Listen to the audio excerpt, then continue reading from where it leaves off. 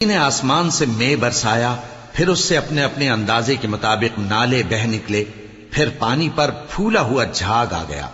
और जिस चीज को जेवर या कोई और सामान बनाने के लिए आग में तपाते हैं, उसमें भी ऐसा ही झाग होता है। इस तरह अल्लाह हक व बातिल की मिसाल बयान फरमाता है।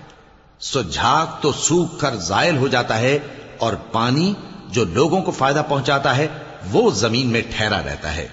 इस तरह अल्लाह सही और गलत की मिसालें बयान फरमाता है ताकि तुम समझो।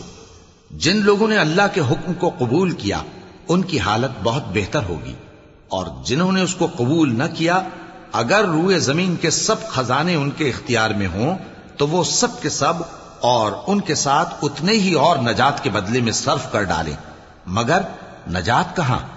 ऐसे लोगों का हिसाब भी बुरा होगा और इनका ठिकाना भी दोज़ख है, और वो बुरी जगह है।